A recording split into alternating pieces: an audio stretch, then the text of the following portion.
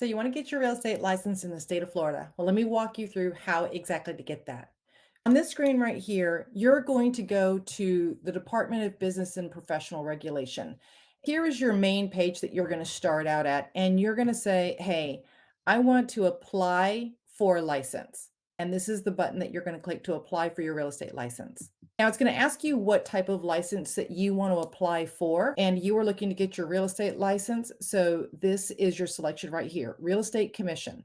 Once you're at this page, it's going to ask you, are you applying for a license, managing an existing license, renewing your license? What you want to select is you are going to apply for a license. Then it asks you what type of license you want to apply for. If you're brand new to real estate, you are going to be looking for the sales associate license. Now it brings you to this page.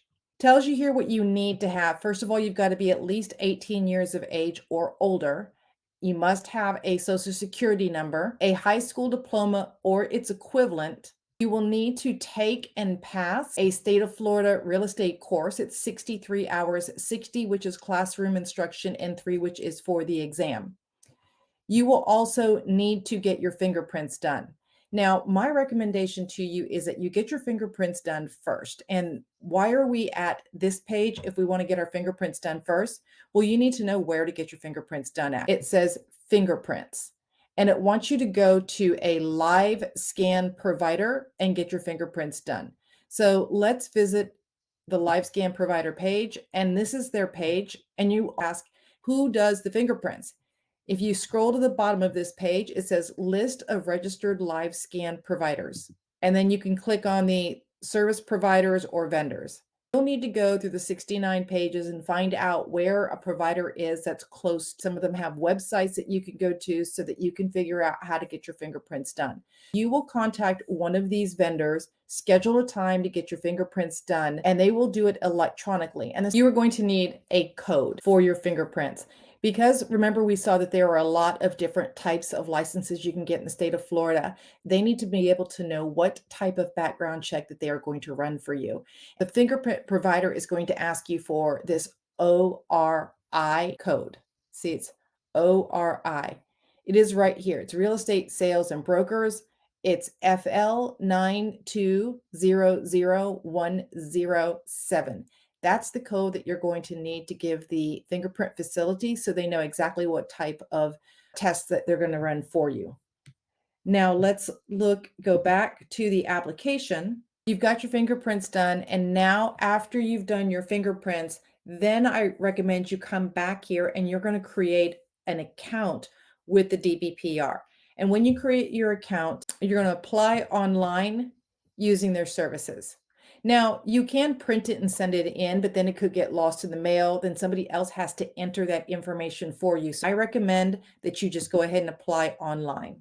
It's going to have you set up an account, and then it's going to take you through a series of questions. So to let you know what kind of questions that they're going to have, we're going to look at the paper application. First of all, they're going to say the amount submitted for the application currently was reduced from $62.75 to $39.37. So it does change. Next page, it says, here's everything you're going to need. You see that the amount is $62.75, but that's okay. When you go to checkout, it will be a different number. And if you're going to mail it in, it's who you make your checkout to. Don't forget, you've got to get those electronic fingerprints done, any kind of documentation you're going to need. And you're going to need a certificate when you go to take the exam for the state. Next, it's going to ask you, this is the first one. If you've never, ever had a license anywhere else in the United States, you're going to check the first box. If you have a license and you're coming in from another state, you will check the second box, but you'll need your social security number. They are not asking for your social security number because they're going to run a credit check on you to find out what your credit score is. They're checking your social security number to make sure that you are current on your child support payments.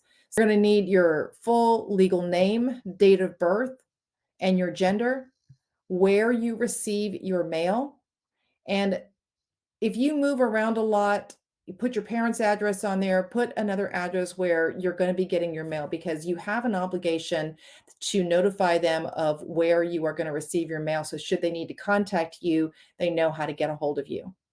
Your contact information and your primary email address. I would absolutely put your email address here that you are going to check because, again, if they need to contact you, we want to make sure that they've got a good email address.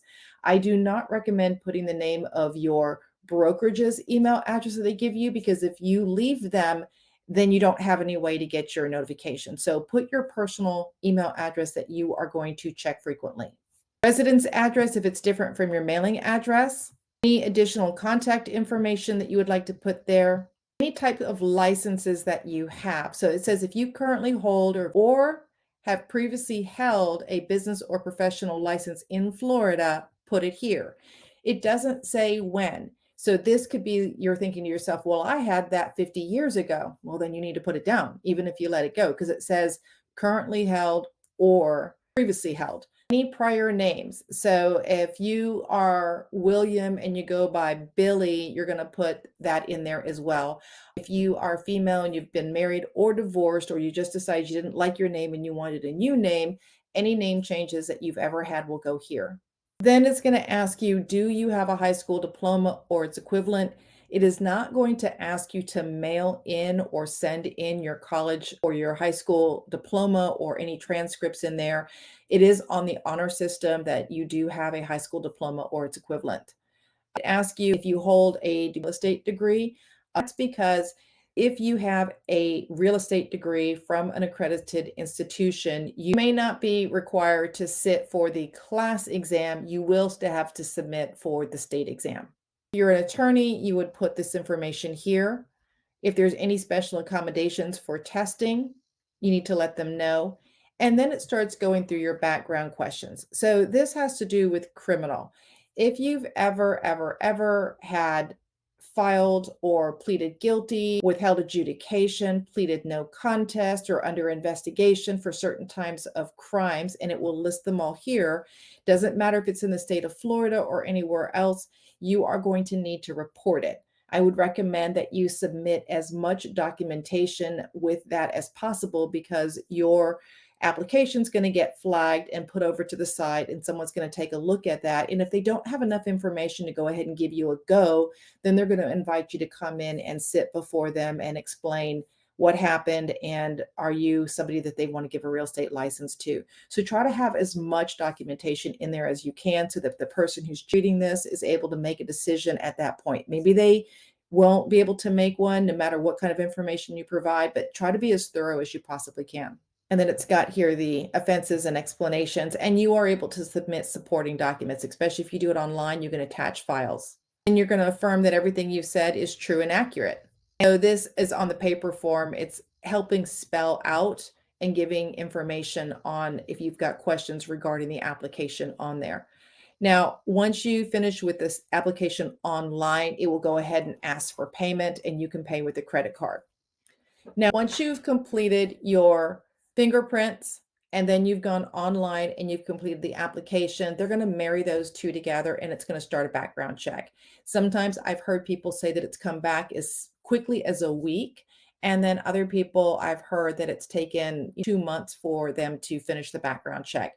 Why does one take longer than another one? I honestly don't know. Obviously, if you've got something to report as far as criminal goes, it's going to take a little bit longer. 2 months isn't like the final number. If you've got to go and sit before FREC and explain what happened, that could take a little bit longer because they only meet once a month.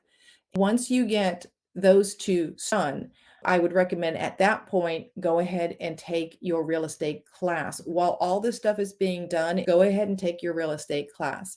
Now, do you take your class online or do you take it in person?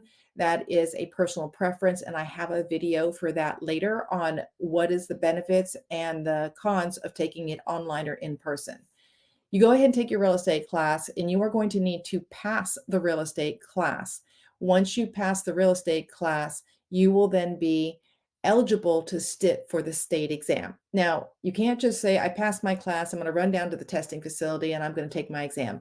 You are waiting to be exam eligible from the state of Florida. So once they complete their background check, they will send notification to Pearson View, which is our testing facility, and Pearson View will contact you in an email that you provided that says you are now exam eligible. And then you'll be able to either call them or go online and set a test date for your exam.